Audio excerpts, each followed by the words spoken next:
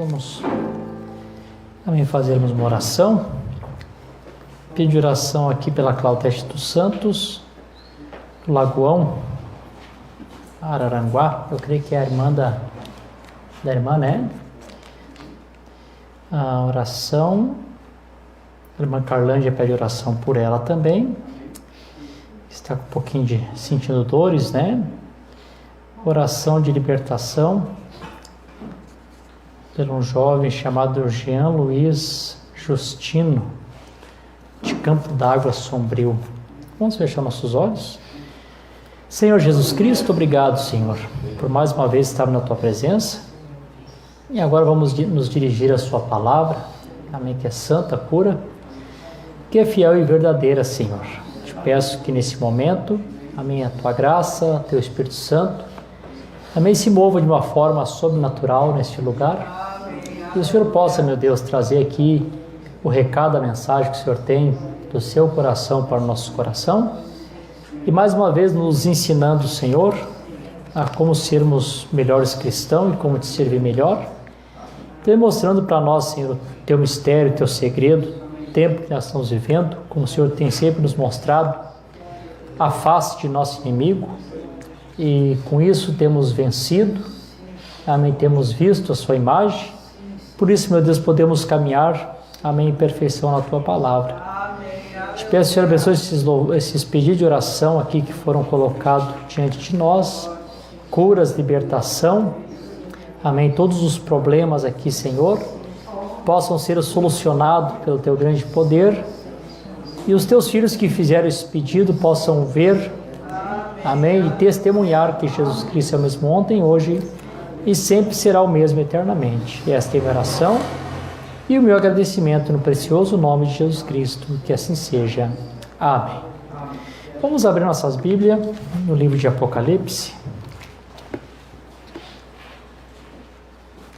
Vamos começar no capítulo 1 aqui. Durante a pregação vou ler mais algumas escrituras de Apocalipse.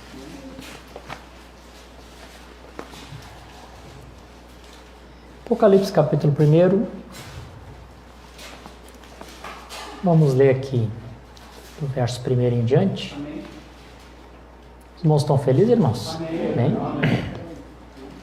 Diz assim: revelação de Jesus Cristo, que Deus lhe deu para mostrar ao seu servo as coisas que em breve devem acontecer. E ele declarou, enviando por meio de seu anjo ao seu servo João. Não sabe que esse anjo é o mensageiro da era, né? Não sabe disso, né? Eles não sabem que João somos nós, né? Amém, a noiva de Cristo. Que deu testemunho da palavra de Jesus Cristo e de todas as coisas que ele viu. Abençoado é aquele que lê e aquele que ouve as palavras dessa profecia e as guarda. Então, se alguém está um pouquinho enfadado, que nós lemos muito o Apocalipse, a Bíblia diz que, na tradução de vocês, diz bem-aventurados que lê e os que ouvem, né? Aqui na Bíblia está abençoados. E tem outra tradução que diz que felizes. Então nós somos bem-aventurados, somos abençoados e somos felizes quando nós lemos, quando nós ouvimos e quando nós guardamos as palavras dessa profecia, não é verdade? Amém? Porque o tempo está próximo. Os irmãos podem se assentar, irmãos?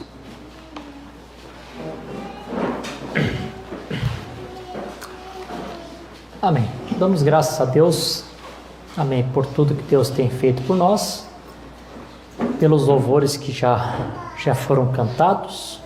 E nessa noite eu quero dar um pouquinho uma continuação a um assunto que nós estamos falando já há algum tempo, né? Sobre o espírito do anticristo durante as eras, e não só o espírito do anticristo durante todas as eras, também acontecimentos que acontecem durante as eras.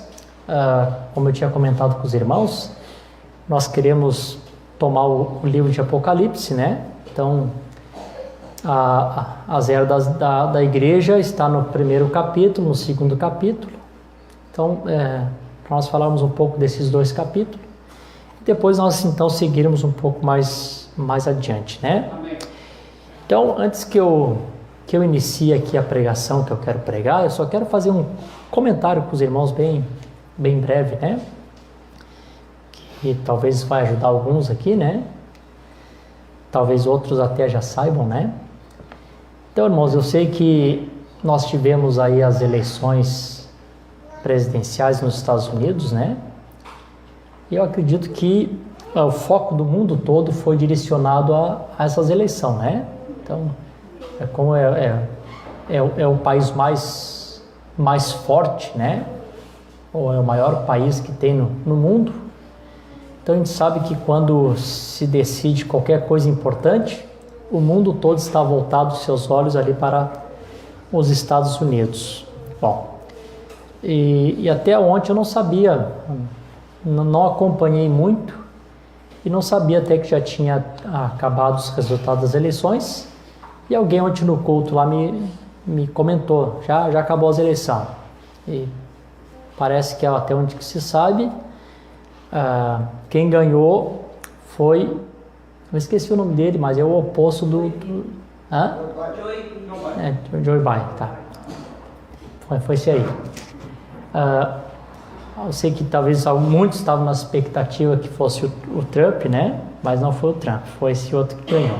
Bom, e aí nós temos, as pessoas fazem pergunta, né? As pessoas perguntam, outros comentam, outros falam, né?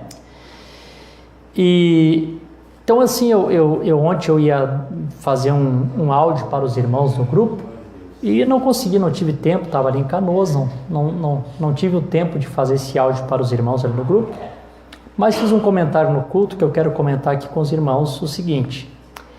A razão pelo qual não falei nada, não me posicionei, aconteceu 2 fatos comigo que eu nunca mais me esqueci e eu quero passar essa experiência aqui para os irmãos, para que nos ajude, né? Amém. Nós temos que ser cauteloso em algumas coisas, né? Temos que ter uma certa cautela para nós não termos previsões erradas, né? Amém. Então, eu contei, essa aqui eu já contei para os irmãos, né? Que quando houve aquele evento ali que derrubaram as Torres Gêmeas, então, eu me lembro que houve um alvoroço, houve pregações a respeito disso e todo mundo querendo saber que parte das escrituras se aplicava àquele acontecimento, né? Onde é que estava na Bíblia? Eu vi pregadores na época pregando o acontecimento ali das Torres Gêmeas como se fosse Apocalipse ali, né? Caiu a Grande Babilônia e os mercadores assistiam de longe e a gente sabe que não é, né? Essa parte de Apocalipse é lá depois da tribulação, né? Mas não foi pregadores denominacional, foi pregadores da mensagem, aplicando as Torres Gêmeas ao Apocalipse capítulo 18, né? E eu contei para os irmãos aqui que tinha um irmão, um amigo, e ele, eu acho que eu vou falar com esse microfone, que esse aqui tá ruimzinho, esse microfone tá com um chiado estranho. Só trocar aqui, irmão, só um pouquinho. Pode deixar fora que eu vou pegar ele na mão, tá? Sei que...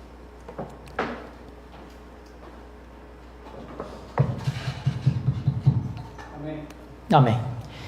Esse irmão, quando aconteceu isso, ele ligou para um pastor dos Estados Unidos, pastor morava nos Estados Unidos, porém ele era hispânico, né? Falava espanhol. E o irmão, conversando com esse pastor, perguntou para ele assim: pastor, onde é que nós podemos aplicar esse acontecimento das Torres Gêmeas que caíram, as escrituras? E eu estava junto com esse irmão, e eu nunca mais esqueci da resposta. Isso foi em 2002, estamos em 2020, né? Fazem 18 anos, mas eu nunca mais esqueci a resposta que esse pastor deu, né? Já era um pastor maduro, já de idade. Hoje talvez ele já nem pregue mais, né, devido à idade. Mas eu me lembro que ele disse assim: irmão, eu não me movo facilmente. Então, depois que eu ouvi esta frase, eu sempre tive esse pensamento, né? Que a gente não deve se mover muito fácil, muito rápido, e sair fazendo previsões que pode não ser a nossa previsão e depois a gente ficar frustrado. E aí, como ministro, tem que voltar aqui e dizer, eu pensava que era, mas não é. Né? Então, a gente tem que deixar os acontecimentos vão acontecendo, nós vamos ver os acontecimentos acontecer, mas nós nunca vamos fazer previsões, né? Amém. Por exemplo, assim, quantas previsões fizeram a respeito do arrebatamento e não aconteceu, né? Tá, os irmãos mais antigos sabem que em 77 teve muita gente que vendeu as casas, venderam o carro, venderam tudo, pensando que ia dar o rapto. 77 devido à profecia, ou devido àquela previsão do irmão Brana, né? Que ele disse que ele previa que se daria essa introdução do milênio, né? E alguns pastores talvez não alertou o povo corretamente, talvez ensinaram como se fosse o arrebatamento. Teve tanta gente que vendeu casa, ficaram sem nada, e depois acabaram negando a fé por causa disso, né? E eu contei aqui para os irmãos também que uma ocasião estava numa cidade, e nessa cidade havia ali uma família que eu fui visitar com outro irmão, e os irmãos, todo mundo conversando ali, fazendo comentário do dia a dia, lutas, provas que se passam, situações. E eu me lembro que todas as vezes que se falava das coisas, da parte difícil da caminhada cristã, a menina, a filha do dono da casa, dizia assim, mas graças a Deus que em junho isso tudo acaba. Eu fiquei pensando assim, o que será que vai acontecer em junho? Será que essa família aqui vai enriquecer, né? Que não vão ter mais problema, né? Estava falando alguns problemas financeiros. E aí virava e mexia, surgia outros assuntos, lá, graças a Deus que em junho nós não vamos estar mais aqui. Quando eu saí da casa dessa família, perguntei para o irmão que estava comigo, de irmão, disse para mim, o que vai acontecer em junho com os irmãos aqui? Ele disse, não, irmão Davi, sabe o que acontece? É que o pastor deles crê que em junho vai haver a ressurreição dos mortos. Daquele ano, talvez tenha sido o quê? Em 2006, 2007, por aí. Porque algum pastor fez um cálculo e calculou que Jesus viria mais ou menos naquele período. E esse pastor que fez esse cálculo comprou muitas terras num certo lugar. Os irmãos venderam terreno, casa, foram todos morar lá.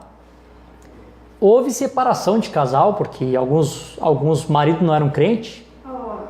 Aí não aceitaram a situação, se separaram, dividiram casa. Foram todos morar nesse lugar. Não deu muito certo. Passou-se aquela data lá de 2006, o mês de junho, e não aconteceu nada, né? E esse outro pastor, que era o pastor dessa irmã, que estava naquela esperança, e numa noite chegou uma pessoa no tabernáculo dele, na cidade dele, e pediu que a pessoa queria aceitar Jesus, queria se batizar. E ele batizou a pessoa, mas ele custou a batizar. Ele dizia assim, eu não sinto mais inspiração para batizar ninguém. Eu acho que não tem mais tempo de batizar ninguém. E custou.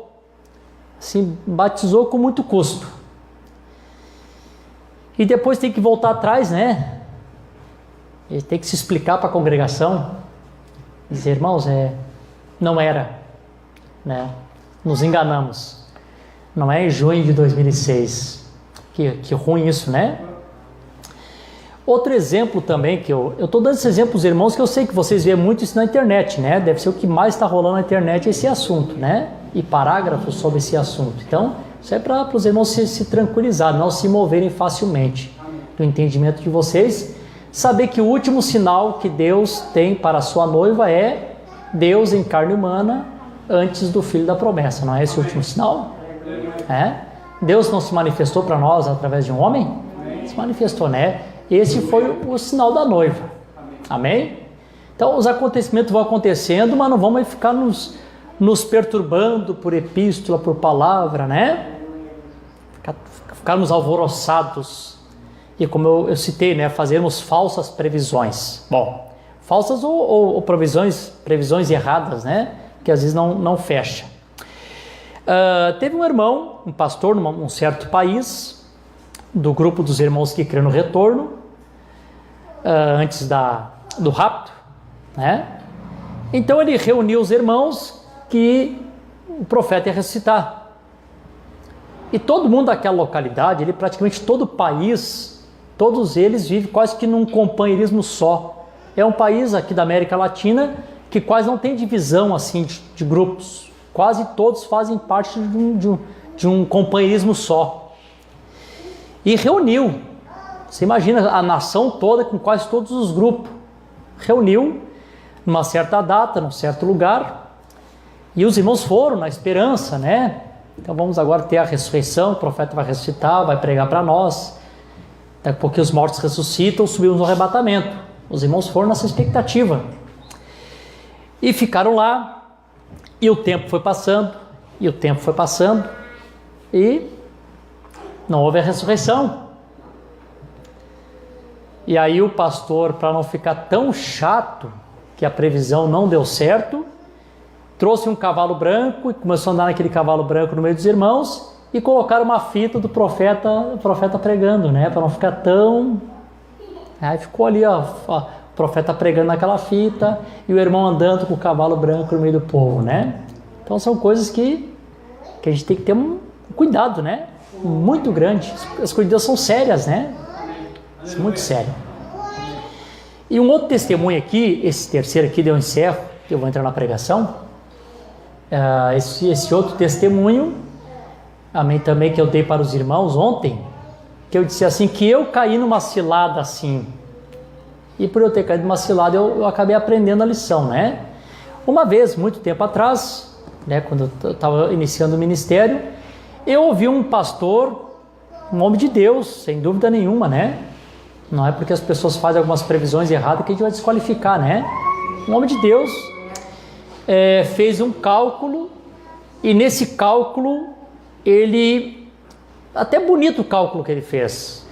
Ele colocou ali que havia o Paulo VI, aí depois do Paulo VI veio o João Paulo I, que seria o sétimo, e o João Paulo II seria o oitavo.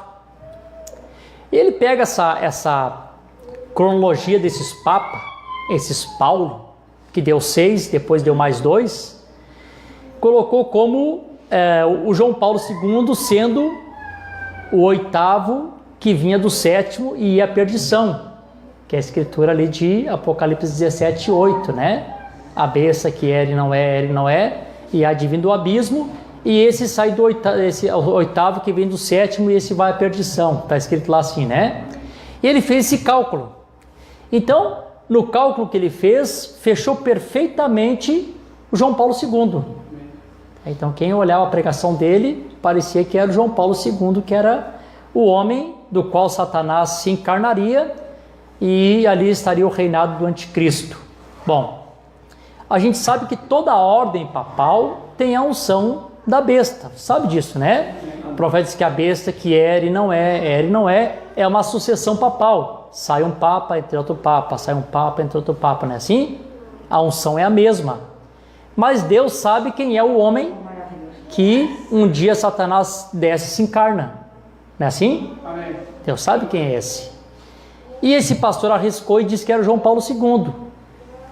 Como ele era um homem muito maduro na fé e eu estava recém chegando, o que eu pensei? Ele deve estar certo.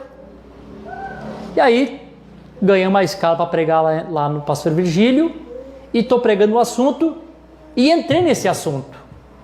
E também fiz essa afirmação naquela ocasião.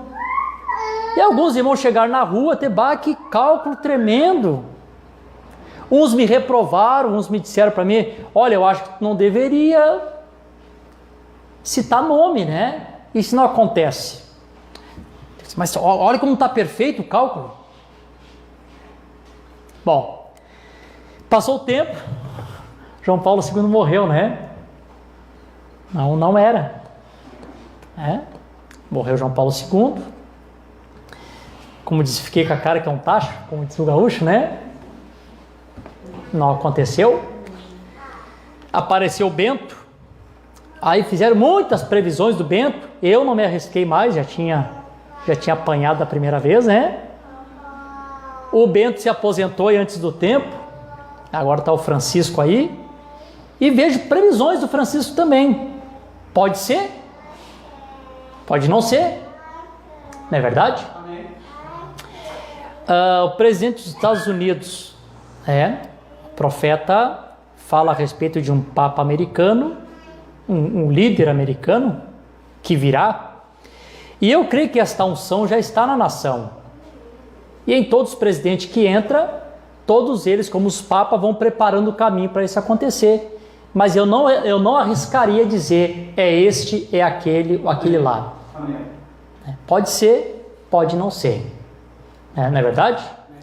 Eu posso chegar a afirmar para os irmãos, o profeta disse que uma mulher, talvez vice-presidente, como os irmãos citaram, está aí, irmãos, está claro, uma mulher, um homem, a vice-presidente, pode ser, e pode chegar daqui 4 anos, eles perder as eleições e entrar outro. Aí depois de 4 anos tem que vir aqui, irmãos, me perdoem, 4 anos atrás eu errei, não é assim? Então assim, irmãos, não vamos nos mover facilmente, nosso entendimento, não vamos nos preocupar. O que tiver que ser, vai ser. O homem que está predestinado, o filho da perdição, a hora que ele tiver que entrar, ele vai entrar. A hora que Satanás tiver que se encarnar, vai se encarnar.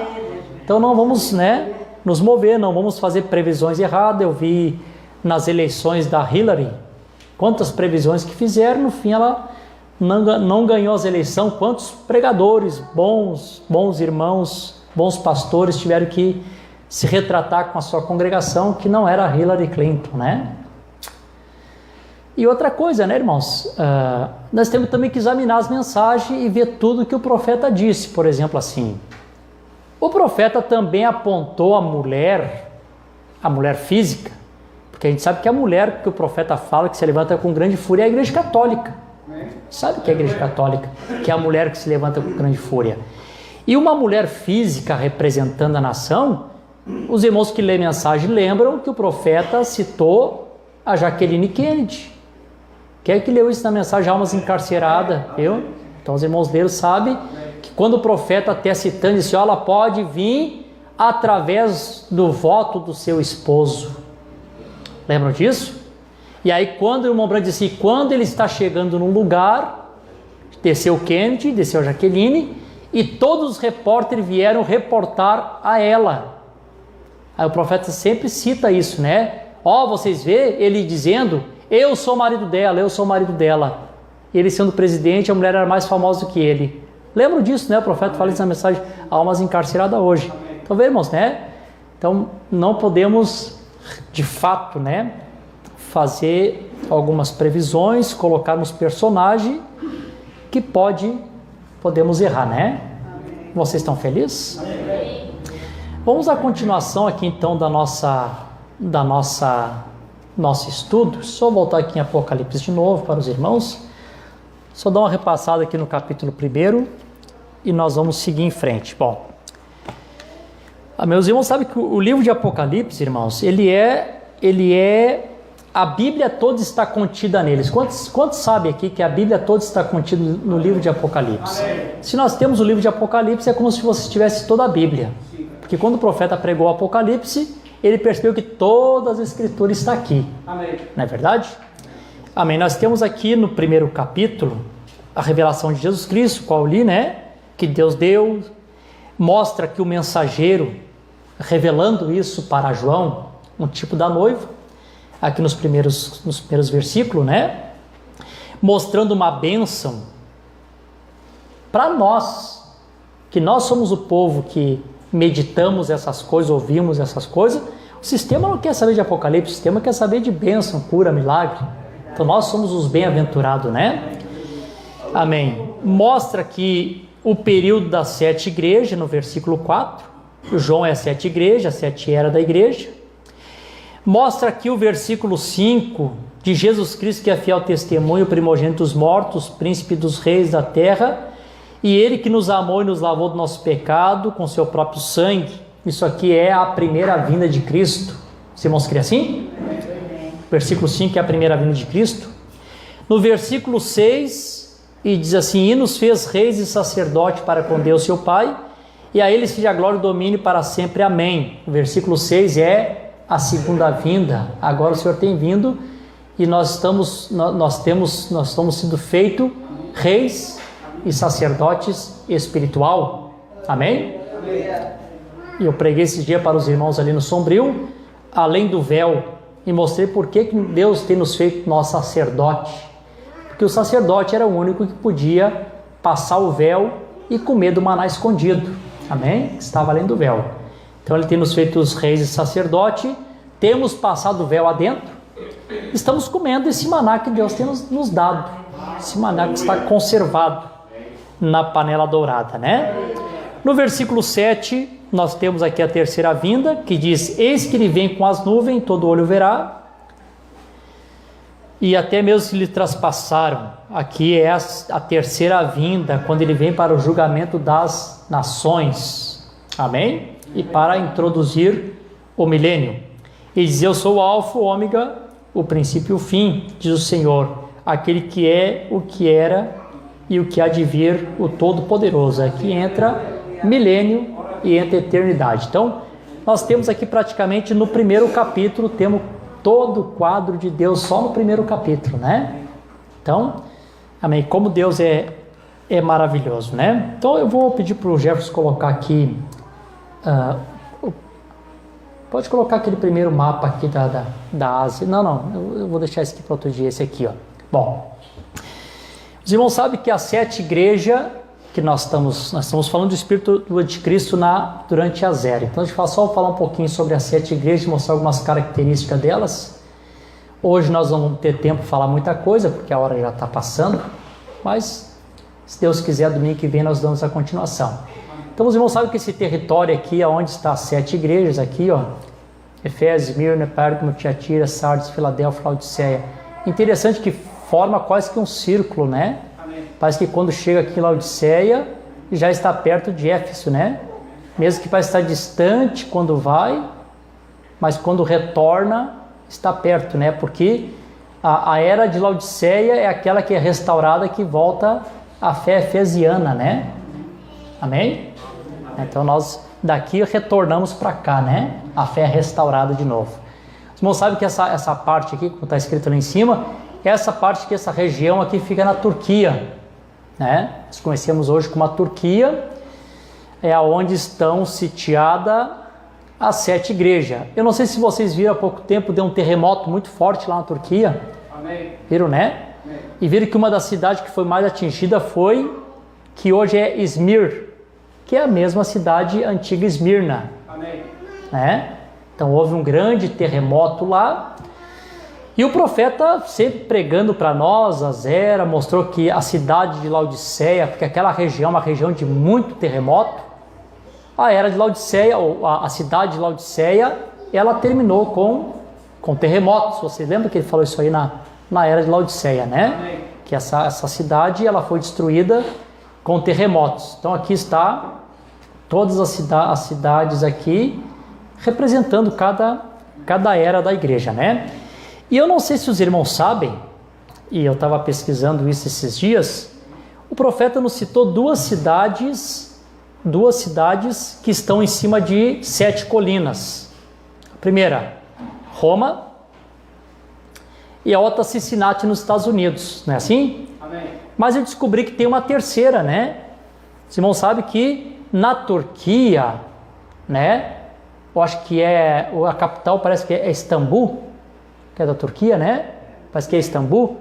Se eu estiver errado, a gente corrige depois.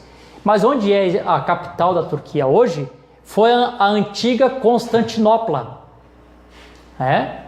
E a antiga Constantinopla foi aonde Constantino fez a sua capital. Então a gente vê que as duas capitais romanas, as duas, foram edificadas sobre 7 colinas.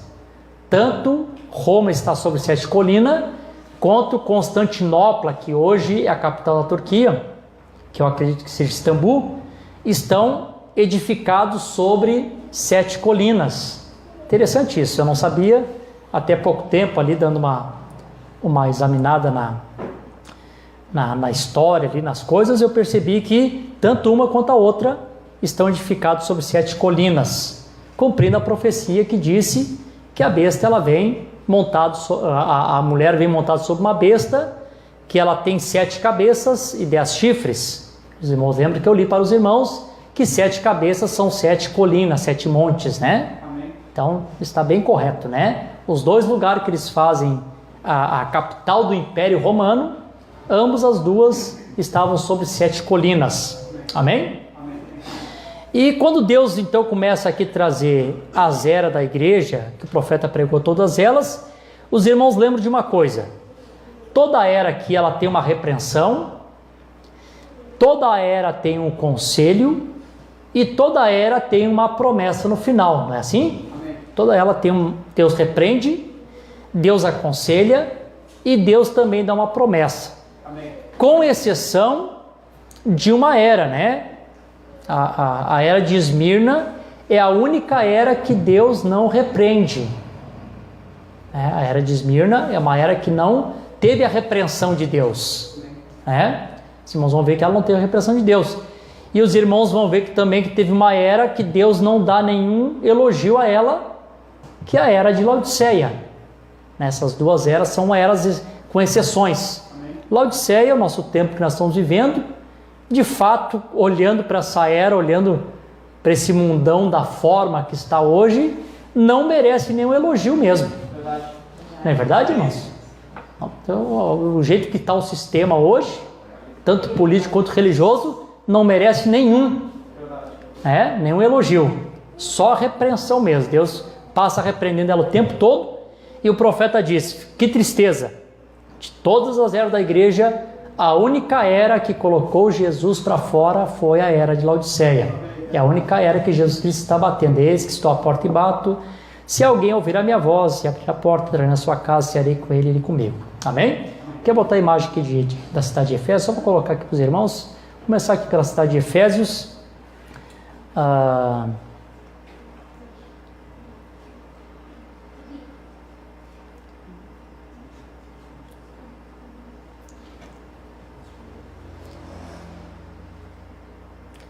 Então aqui está poucas coisas que restaram, né, da cidade de Efésios, amém, que está ali na Turquia, naquela primeira cidade. Aí estão as suas ruínas, né, dessa cidade que sobrou.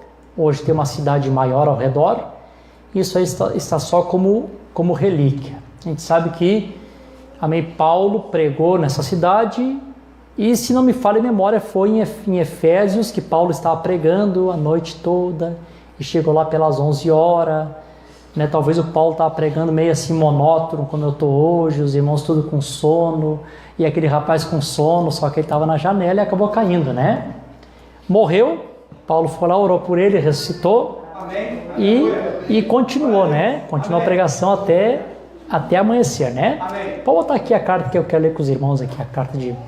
Bom, então o profeta nos ensinou que Efésios significa almejada e depois relaxada. Lembram disso, né? Quer dizer assim, essa era começou como uma igreja almejada. Ela tinha todas as coisas boas da parte de Deus. Tinha dom espiritual, tinha um ministério perfeito, o Espírito Santo no controle. Ela foi uma igreja que foi almejada, e quando passou o tempo, essa igreja começou a relaxar, foi relaxando e foi perdendo algumas coisas, e Deus então tem que trazer uma repreensão para esta era.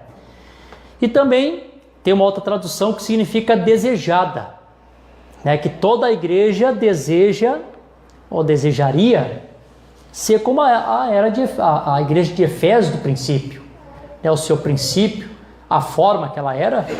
E ela começou mais ou menos no período aqui de 53 a 170, conforme o profeta nos colocou a data. Pode botar a escritura aqui que eu quero ler com os irmãos. Então, Apocalipse 2 aqui da era de Efésios, 2 e capítulo 2.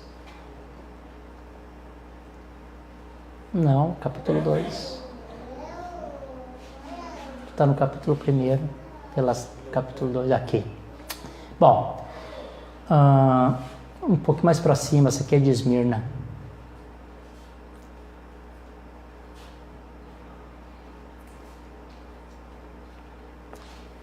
Não, aqui é o capítulo 12, pode... É o capítulo 2, versículo 1, onde é que está aí?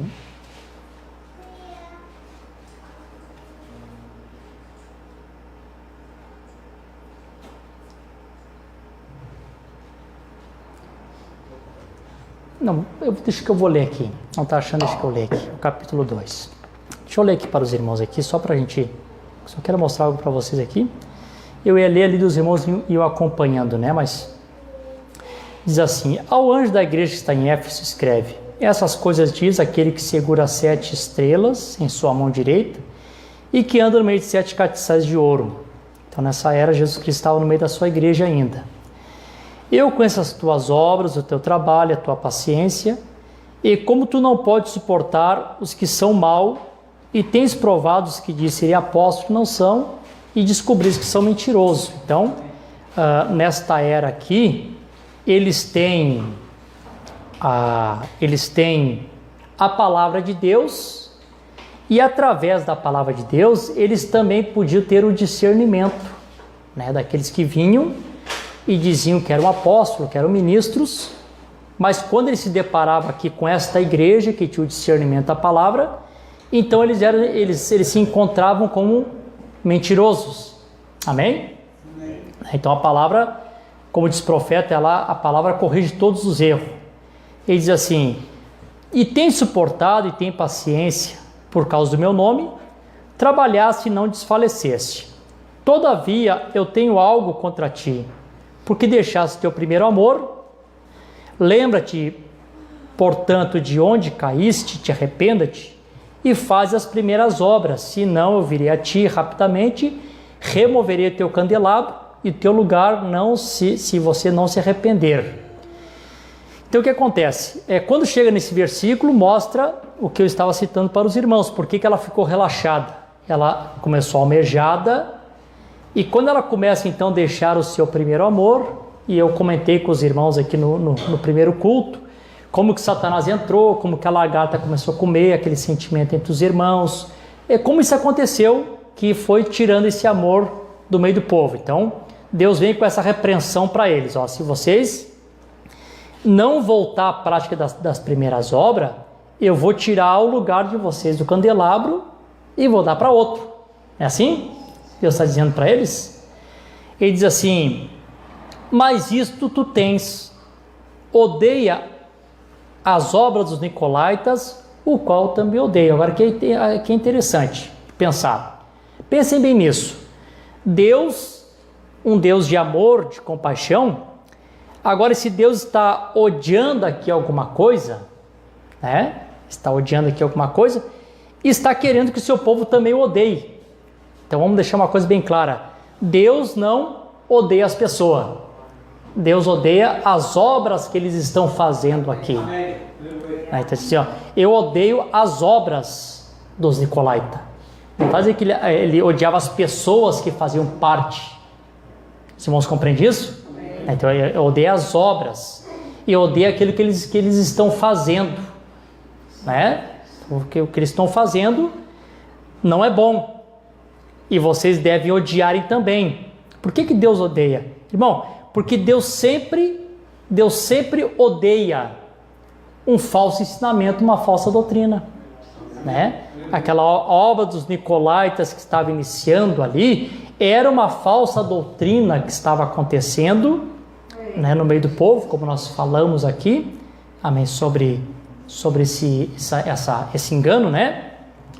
Interessante, tem um templo aqui, bota aquele templo, que eu só quero mostrar aquele templo aqui de Efésios aqui, esse templo aqui, esse templo aqui, irmãos, para quem não sabe, foi um templo que foi edificado em Efésios, e esse templo aqui foi edificado hoje para Maria, né?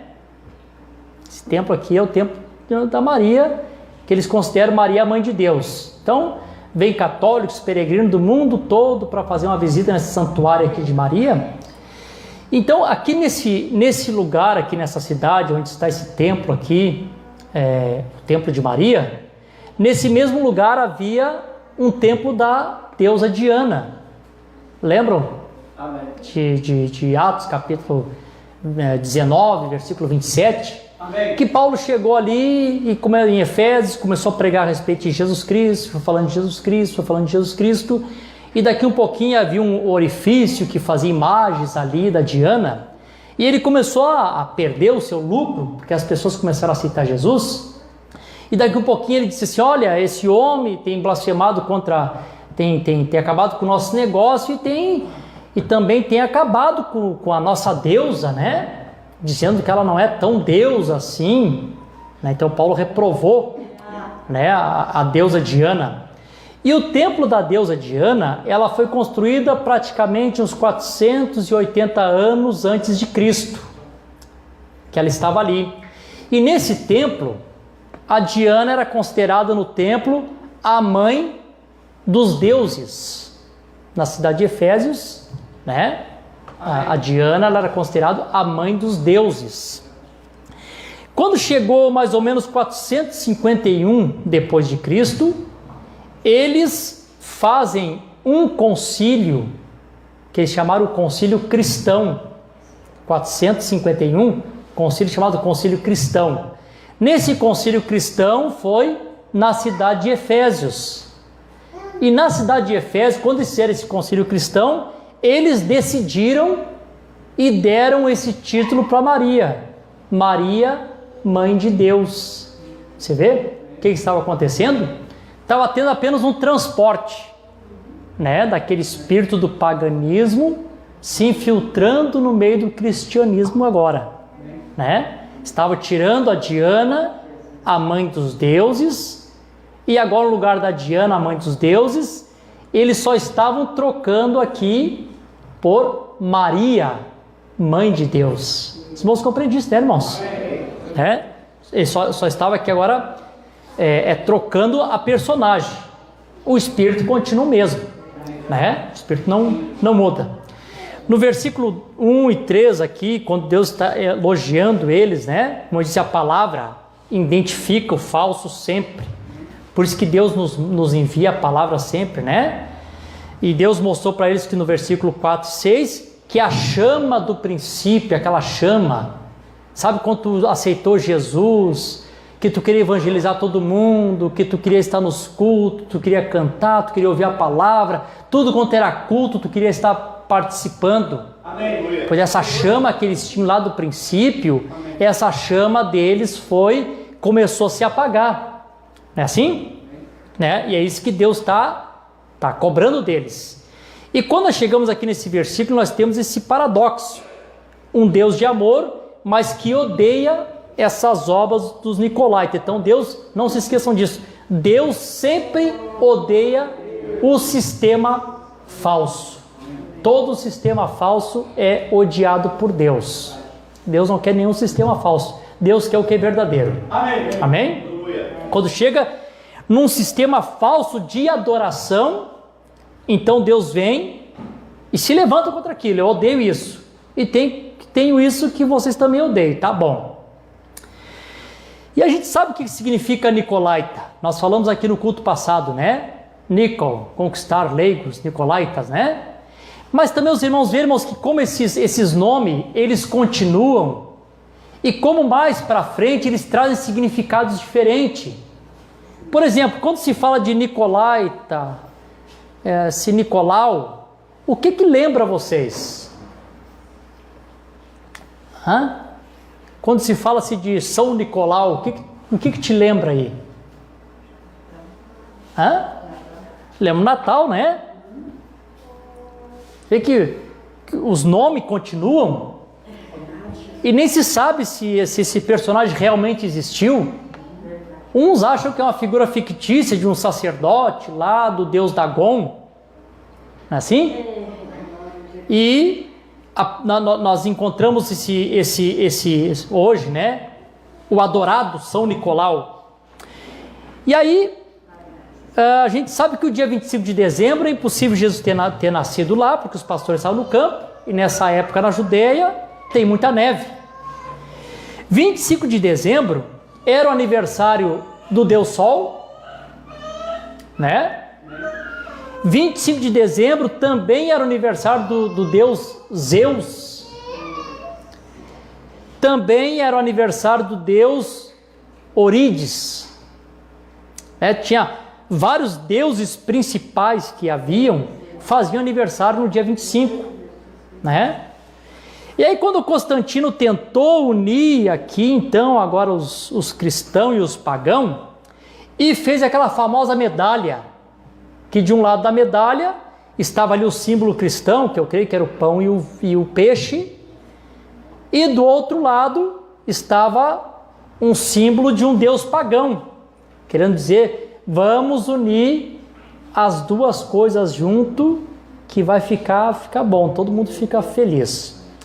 Então parece que tem um pensamento assim, o que nós podemos fazer para acabar as contendas, os problemas, os choques? O mundo está em choque, o mundo está dividido, politicamente e religiosamente, não está dividido? Então começa a vir os pensamentos, o que nós poderíamos fazer para que acabe-se essas divisões? Para que as pessoas possam viver em paz. E parece um bom pensamento. Então a única maneira de nós poder viver em paz é unirmos cultura, unirmos religião, e aí nós podemos viver uma vida em paz.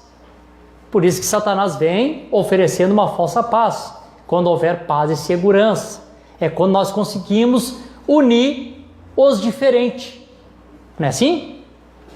Isso é tão certo, irmão, a história traz a característica dos acontecimentos. Por exemplo, assim, tem um templo lá que está aqui na Turquia também, no templo do Império Bizantino, que quando eles fizeram era um templo cristão. E pintaram lá as imagens, como todos os templos cristãos pintavam as imagens. Quando os muçulmanos tomaram conta ali do Império Bizantino, que tornou-se o Império Otomano, eles pintaram com tintas brancas aquele templo do lado de dentro. E hoje aquele templo está lá apenas como museu e memória. Mas diz que o tempo passou e as pessoas vão lá e a tinta branca está querendo desvanecer. A tinta branca está quase que sumindo. E por trás da tinta branca, às vezes aparecem algumas imagens cristãs.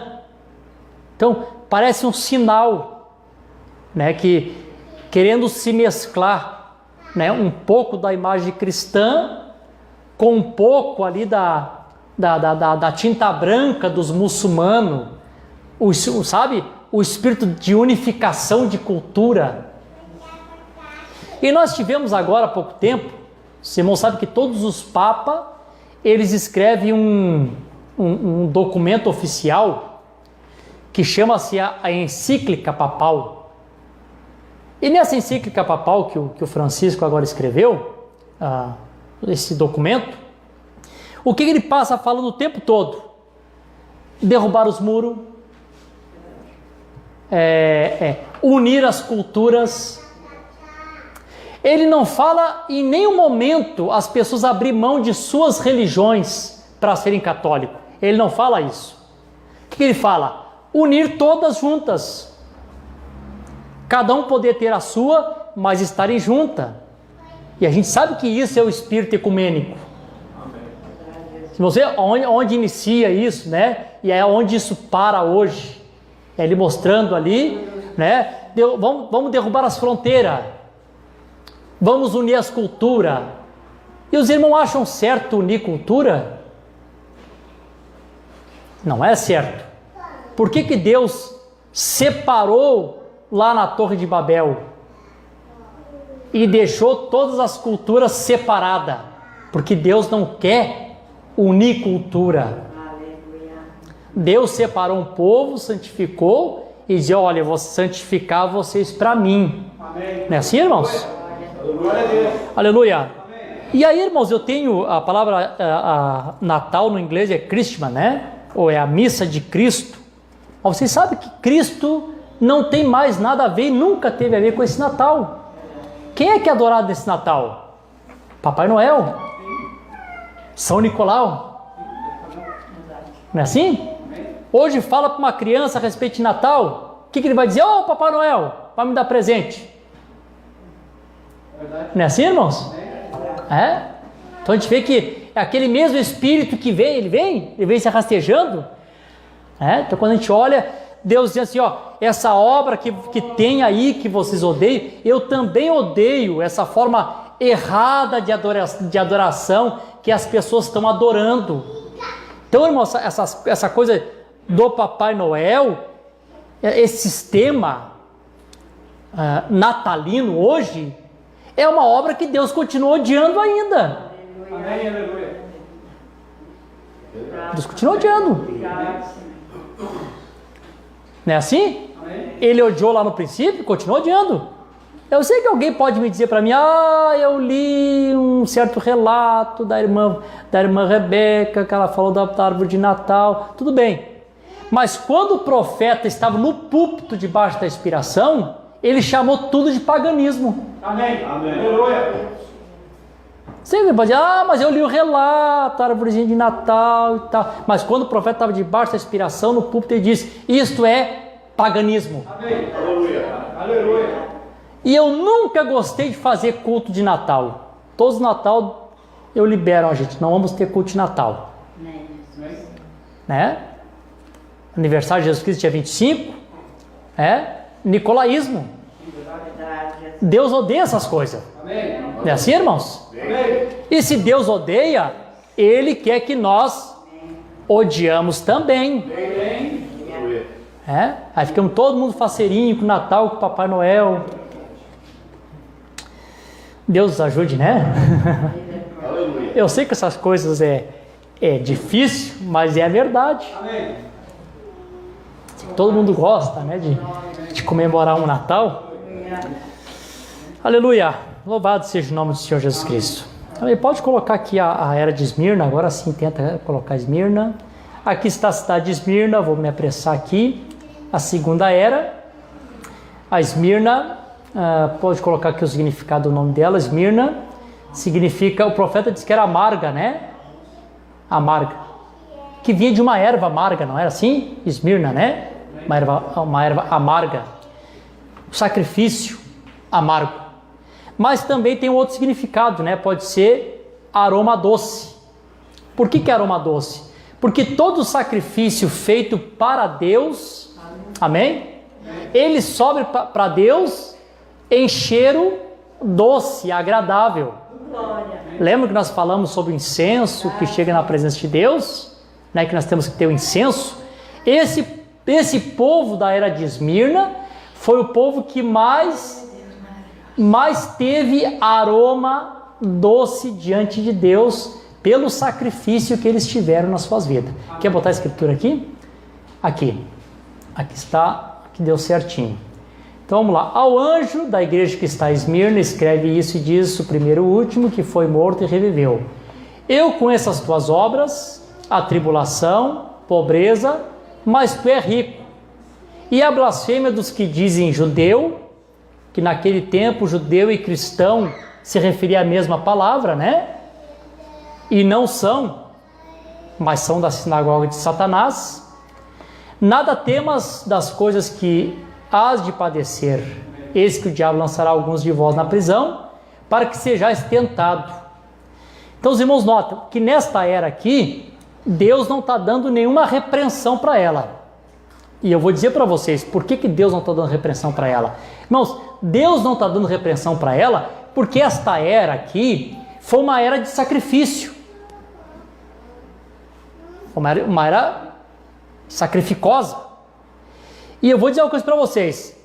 Essa era de sacrifício de Esmirna, quando vem tribulação, quando vem perseguição, é a maneira de Deus purificar sua igreja. Purificar. Deixa eu dizer isso aqui para vocês, e é verdade isso aqui que eu vou falar.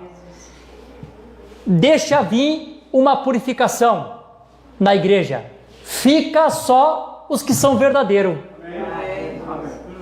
Quando vê essa perseguição que nós estamos falando aqui, que eles seriam atribulados e eles tinham que ser fiel até a morte para receber a coroa da vida.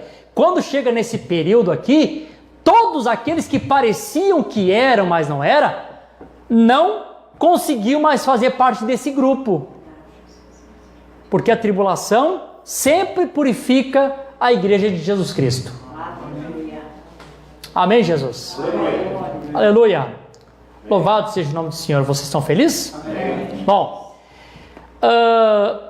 diz aqui que eles teriam a tribulação e eles teriam 10 dias, né, desse período de tribulação. Você não sabe que esses 10 dias o profeta disse que é 10 anos? Quem é que já leu? Amém. Né, são 10 anos.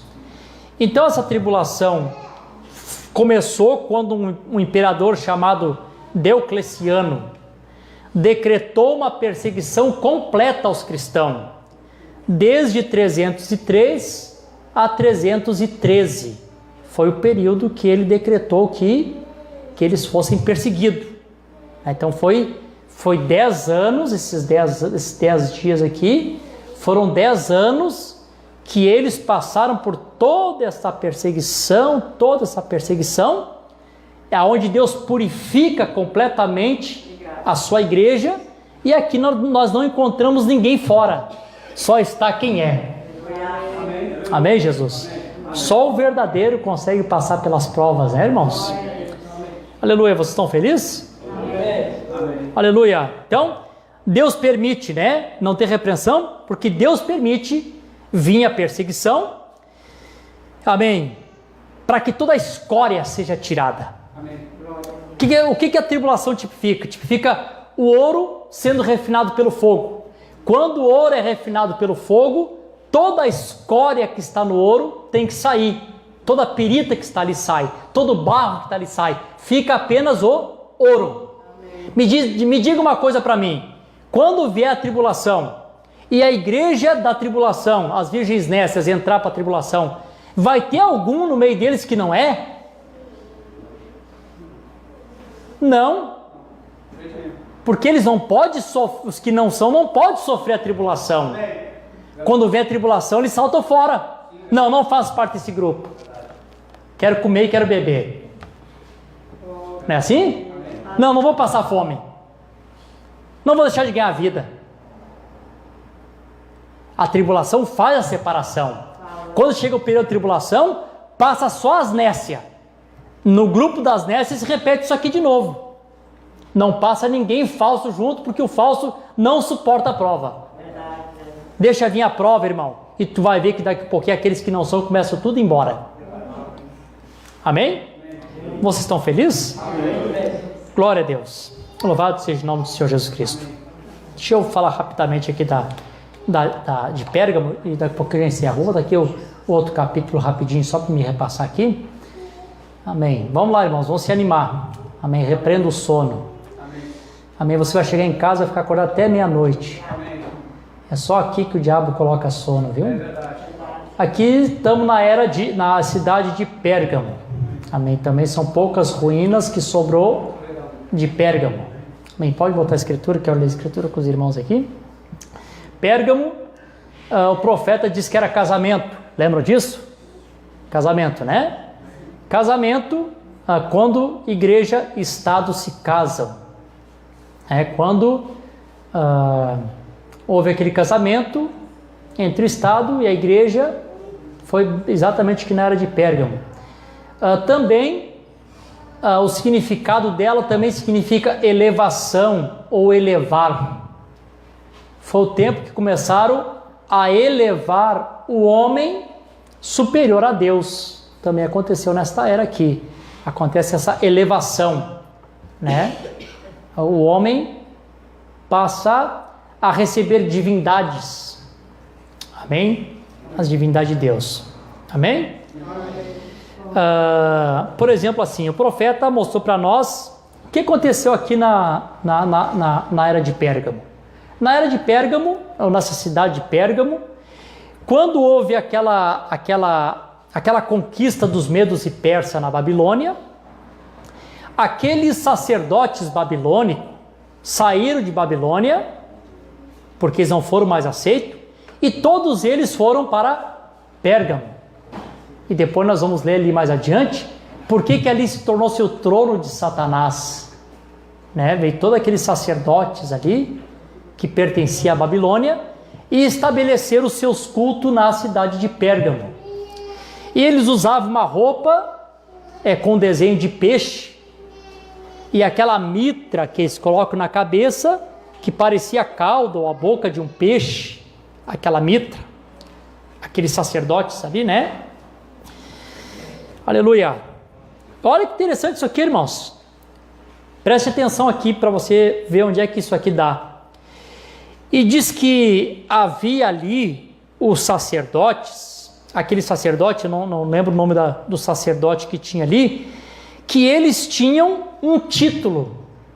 E o título desse sacerdote chamava-se Pontífice Maximus, que significava a ponte principal, né? Uma ponte entre os céus e a terra. Os irmãos entendem isso? Amém. Pontífice Maximus, né? Essa ponte. Eles eram os homens que faziam a ponte entre as pessoas da terra para o céu. Eles que tinham esse domínio. Esse sacerdote tinha uma espada na sua mão de 2 gumes, com uma serpente enrolada. Por isso que na escritura, vamos botar a escritura aqui, por isso que na escritura aqui, fala aqui, ó. E ao anjo da igreja que está em Pérgamo, escreve isso e diz: aquele que tem a espada de 2 gumes. Agora Deus aparece, ó. Eu tenho a verdadeira espada de 2 gumes. Aleluia. Anulando aquele sacerdócio que tinha lá com a espada de 2 gumes. Vocês estão entendendo isso? Amém. Aleluia. Com aquela serpente enrolada ali, né? Esse sacerdote também tinha 2 chaves na mão. Uma chave que eles podiam abrir o céu e uma chave que eles podiam usar abrir o inferno. Quem é que vocês conhecem que tem essas 2 chaves? Não, na figura aqui, nessa figura falsa aqui desse. Quem é que vocês conhecem que tem 2 chaves? O Papa? Ele tem a chave de Pedro? A chave que abre o céu, coloca as pessoas no reino, e a porta que abre o inferno, e coloca as pessoas no inferno. Vê, tudo está acontecendo dentro dessa cidade de Efésios. Ali o Senhor diz: eu tenho a espada de 2 gumes. Aqui onde eu comentei com os irmãos, conheça as tuas obras, onde habita, que é onde está o trono de Satanás. Por que é o trono de Satanás? Porque agora todo aquele sacerdócio babilônico que tinha em Babilônia, vem e estabelece aqueles cultos pagãos na cidade de Pérgamo.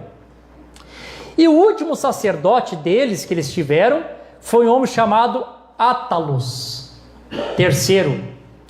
Esse Átalos, quando ele percebeu que a Roma estava conquistando, o Império Romano estava conquistando a eles, para que ele não morresse, ele cede esse título de Pontífice Máximo ao imperador romanos. Amém? Se você for hoje lá na Roma, você vai ver que todo o nome dos imperadores que está escrito, eles iniciam PM. Todos eles receberam o título de Pontífice Máximo. Todo imperador, ele era uma ponte entre as pessoas e o céu. Por isso que os imperadores eram venerados como se fossem deuses. Os irmãos compreendem isso? Amém. Eles eram venerados porque eles estavam ali como a ponte. Todos eles eram Pontífice Máximos. Eles faziam a ponte entre o céu e a terra. Então todo mundo que tinha que adorar tinha que vir através do imperador. Por que Israel se rebelou lá nos anos 70? Porque fizeram um templo pagão para adoração a César, não foi isso? Porque o imperador tinha esse título, Pontífice Maximus. Nós fizemos a ponte entre vocês e o céu. Amém? Você compreende isso, né? E depois, mais tarde, quando chegou, também não lembro o nome desse imperador, teve um imperador que não quis mais esse título. Ele não se achou digno. Depois que ele não se achou digno, quando colocaram um certo papa, também não me lembro como é que era o nome dele, foi o bispo de Roma, ele vem e traz esse título de novo agora para o papado romano. E todos os papas que estão lá, você vai ver a história de todos os papas, vai estar assim, ó, PM, João Paulo II, PM, João VI, PM, Pio XII. Por que todos eles trazem esse PM? Porque todos eles são considerados pontífice máximos. Vê, irmão, de onde é que vem? Amém. Amém. Estão compreendendo, irmãos? Amém. Vocês estão felizes? Amém. Amém. Eles tomam as duas chaves, né? Que esse aqui é de Pedro. E aquela mitra na cabeça que o Papa usa, aquilo ainda é a mitra do deus Dagon. Amém. Aquele mesmo Deus que veio lá do Império Babilônico e se estabeleceu ali em Pérgamo. Que coisa, né? Amém. Aleluia. Então ali estava o trono de Satanás, né? Babilônia, Babel, portal do céu, culto pagão, começado lá por Nimrod, né? Aqui está outra parte, que não negaste a minha fé, ainda nos dias de Antipas, minha fiel testemunha. Lembra que o profeta faz um curto comentário a respeito de Antipas. Quem é que leu aqui o profeta faz o comentário? Amém. Falou assim, talvez um irmão, né, fiel a Deus, que morreu, tal e tal e tal, sim. Mas também, irmãos, tem um detalhe importante, que você não esqueça mais disso. A palavra Antipas também significa antipontífice. Pessoas que não aceitavam esse pontificado de um homem. Amém. Pessoas que se negavam que um homem fosse a ponte entre os céus entre o homem e Deus, entre o homem e o céu. São pessoas que morreram, né? Porque não aceitavam esse pontificado. Não, nós somos contra isso. Não aceitamos que um homem tem esse direito de representar entre os céus e a terra e nós dependemos dele. Então essas testemunhas são mortas por isso, né? Aleluia. Vocês estão felizes? Amém. Aleluia. Boto com a outra parte aqui. Mas algumas poucas coisas tenho contra ti, porque tens lá os que seguem a doutrina de Balaão. Nós falamos a semana passada, né? O que era a doutrina de Balaão? Mesclar, misturar. O que Constantino fez? Constantino misturou. Vamos unir, vamos acabar com os conflitos. Tornamos uma religião só, um estado só, acabou os problemas. Não foi o que o Balaão fez? Falou, vamos lá, gente, somos tudo um povo só. Vamos fazer uma festa. E aí daqui a pouquinho as meninas lá de Moab, vamos botar só hoje uma mini saia, para ficar mais atraente. Vamos mostrar um pouquinho das nossas pernas. Não é assim? Vamos botar aqui uma bebida. Eles estão vindo de longe do deserto. Estão com a garganta seca. E vocês lembram? Amém. O que aquela falsa união causou? Causou a ira de Deus sobre aquele povo. E Deus disse, aparta-te, Moisés. E quando Moisés se apartou, todos aqueles que se prostituíram com as moabitas foram engolidos pela terra. Não foi assim? Não foi assim que aconteceu lá no livro de Números? A mescla, né? E aqui, irmãos, que interessante isso. Que na primeira era, Deus está elogiando o povo. Se anima, irmão. Só mais uns 10 minutinhos, se anima. Eu quero encerrar esse assunto. Amém. Semana que vem eu quero falar de Tiatira e das outras. Mas pensem bem nisso. Nesta era aqui, Deus está dizendo na primeira era, eu tenho a favor de vocês, né? Eu tenho a favor de vocês, que vocês odeiam esses falsos cultos, que vocês odeiam esse espírito que está se introduzindo no meio de vocês, dividindo para conquistar. Mas quando chega na era de Pérgamo, Deus já está dizendo assim, olha gente, já tem pessoas no meio de vocês que estão seguindo essa doutrina. Aí o profeta vem e disse, Policarpo não pode ser considerado como mensageiro porque se inclinou para a organização. O espírito era tão forte que até um homem pio como Policarpo se inclina às obras dos Nicolaita? Que coisa! Não é verdade isso? Né? Com tudo que ele tinha, com todo testemunho, o fogo não quis matar Policarpo. Quando pegaram ele, para matar ele disse, olha, eu quero só 2 horas. Eu quero 1 hora para orar pelos meus amigos e 1 hora para orar pelos meus inimigos. Antes de morrer, orou 2 horas. Colocaram na fogueira, o fogo saía, não queria chegar nele. Aí o soldado ficou com raiva, tirou uma lança e matou ele. Um homem desse calibre, um homem desse quilate, se inclina para salvar os Nicolaita. Vê, irmãos? Como nós falamos outro dia, como esse espírito Nicolaita, esse espírito anticristo, ele engana fácil. Deixa eu dizer isso aqui para os irmãos, eu sinto de dizer isso. Aleluia. Pensem nisso, irmãos, aqui. Deixa eu dizer uma coisa para vocês. Deus chamou o seu povo para ser um povo separado. E nós, como um povo separado, nós temos que ser diferente dos demais. Não podemos ser tudo igual.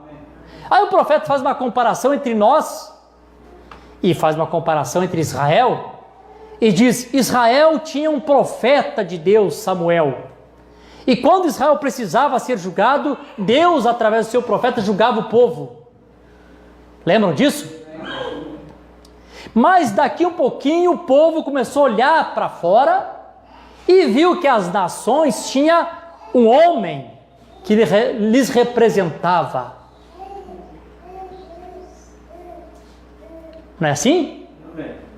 Daqui a pouquinho, Samuel, tu é um camarada bom, nós cremos na mensagem de um profeta, Deus enviou um profeta, mas todas as nações aí tem um homem aí que nos representa, que faz nós entrar, faz nós sair. O que tu acha de... Aí quando Samuel vai consultar Deus, Deus disse assim para Samuel, Samuel, tu não te preocupa, o povo não tem rejeitado a ti, o povo tem rejeitado a mim. Por quê? Quando se perde o profeta, se perde a Deus. Perde-se o profeta, perdeu-se a Deus. Rejeitou o profeta, rejeitou-se a Deus. Por que eles rejeitaram o profeta? Porque eles queriam uma liderança humana. Irmão, e como isso é tendencioso? Sempre parece que os grupos querem um grande homem para representar, para apontar, ó, o fulano de tal. Não é assim que acontece? Me perdoa, irmãos, eu sei que às vezes isso choca, mas é a verdade. Posso ser o patinho feio por falar isso, mas essa é a realidade. Parece que estão sempre querendo, não sei se no resto do mundo é assim, mas no Brasil tem essa tendência, Deus que aceita a mensagem. Sempre alguém está querendo um grande homem para apontar. Ah, o fulano de tal é o nosso líder. Não acontece isso? Alguém viu isso na caminhada? Claro que vocês viram, os mais antigos sabem que isso é verdade. Então parece que as pessoas sempre têm essa tendência de ter um grande homem que lhe representa, que vai adiante de nós. Ah, irmãos, Deus nos ajude, né? A sermos diferentes. Amém. Aleluia. Deus nos enviou um profeta, né? Profeta é a boca de Deus. Dali sai o absoluto. Amém? Não é verdade? Mensagem absoluto. Amém. O Espírito Santo é o grande entre nós. Ele é o único grande entre nós. Amém? Glória a Deus. Então, amém. Quando chega aqui, Deus está dizendo para eles, né? Vocês têm essa doutrina do Balaão, esta mescla, esta mistura, né? Ensinou Balaque ali a lançar tropeço. Balaão profetizou bem, tem profecias que são aqueles largos lá que são boas. Mas o ensinamento é horrível, o ensinamento lança tropeço. E às vezes que aquele que faz um filho tropeçar, é melhor amarrar uma pedra de mão no pescoço e atirar-se no mar, né? Ensinando diante dos filhos de Israel, que começa o sacrifício das idolatrias e da prostituição. Bem o sistema católico, né? Aqui diz assim, e assim tens também os que seguem a doutrina dos Nicolaita. Na primeira era, Deus elogiando, porque eles eram contra.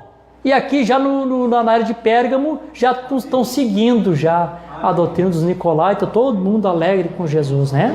Aleluia. Não é assim que acontece, irmãos? Aleluia. Vocês continuam felizes? É? Amém. Aleluia. É? Vamos unir as igrejas.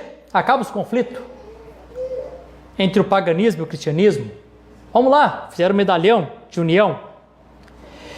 E diz que o Constantino, quando ele fez isto, e aqui tem um outro perigo também, né, irmãos, que nem só de pão viverá o homem, mas de toda a palavra que sai da boca de Deus. Aleluia. Não é apenas uma parte da palavra, tem que ser toda ela. Ele conseguiu um sacerdote lá chamado Eusébio, e esse Eusébio escreveu partes da Bíblia que interessava, apenas umas partes. Você não vê isso acontecendo? Amém. Pessoas que pegam parte da Bíblia, partes da mensagem, faz ali 50 cartas e manda, né? Manda aquelas cartas lá para todos os bispos que tinha. Que coisa, né? Uma maneira bem boa de ele poder unir o povo naquela ocasião. Foi um documento, como se chama, um documento ecumênico. Aleluia.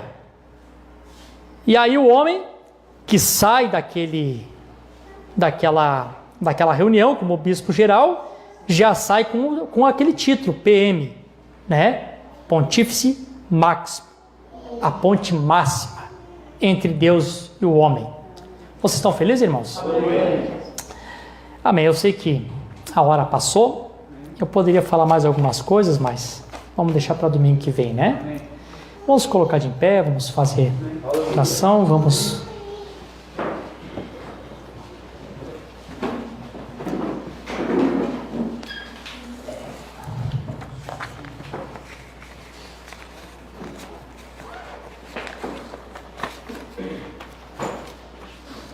Amém. Fechamos nossos olhos. Senhor Jesus, obrigado, Senhor, por essa noite abençoada que o Senhor tem nos dado. Obrigado, Senhor, pela Tua palavra que o Senhor tem nos enviado. Eu sei que nós podemos falar da Tua palavra, podemos citar os acontecimentos, fatos, mas sei, meu Deus, que necessitamos que o Teu Espírito Santo esclareça, abra o entendimento, para que as pessoas possam compreender, saber o que Deus está mostrando, o que Deus está falando, como que esse espírito do anticristo vem se arrastejando durante todas as eras. Deus, através desses ensinamentos, mostrando qual é o princípio de Satanás e mostrando também qual é o seu fim. Eu sei que Satanás não gosta disso. O teu profeta disse, meu Deus, que Satanás odeia o livro de Gênesis e odeia o livro de Apocalipse. E sei, meu Deus, que Satanás também, por odiar, por não gostar, também, Senhor, ele vem sorrateiramente ao ouvido das pessoas, para que também as pessoas não deem atenção, para que as pessoas não captem, porque ele não quer que as pessoas saibam o seu destino.